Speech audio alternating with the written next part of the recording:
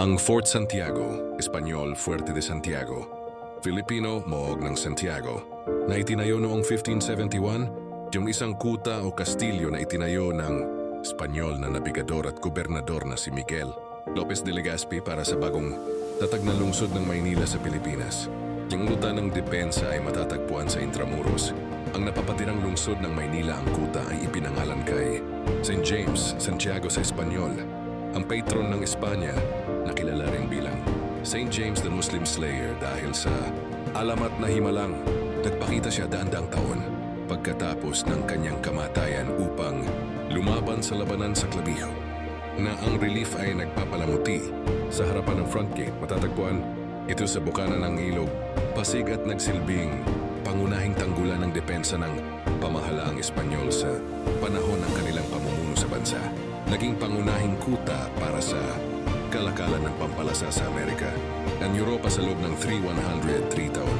Ang kalakalang Manila Galleon sa Acapulco, Mexico ay nagsimula sa Fuerte de Santiago. Noong 1714, itinayo ang magarbong tarangkahan ng Fort Santiago kasama ng ilang kwartel ng militar. Ang mga lindol sa Luzon noong 1880 na sumira sa malaking bahagi ng lungsod ng Maynila ay sumira sa harapang gusali ng kuta na nagbago ng katangian nito.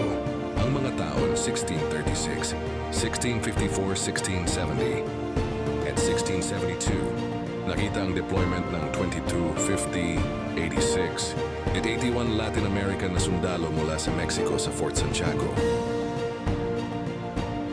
Noong ikalawang digmaang pandaigdig, yung Fort Santiago ay nakuha ng Japanese Imperial Army at ginamit ang mga kulungan at pitan nito kabilang ang mga storage cell at gunpowder magazine para sa daan-daang bilanggo na napatay nung malapit nang matapos ang digmaan. Ang kuta ay nagtamo ng matinding pinsala mula sa mga bala ng mortar ng militar ng mga Amerikano at Pilipino nung labanan sa Maynila noong Pebrero 1945. Gayon din, humigit kumulang 600 Amerikanong bilanggo ng digmaan ang namatay dahil sa suffocation o gutom matapos makulong sa napakaigpit na silid sa mga piitan sa Fort Santiago.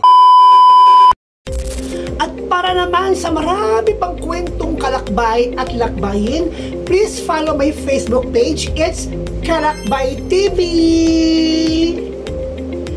And of course, meron din po tayong YouTube channel.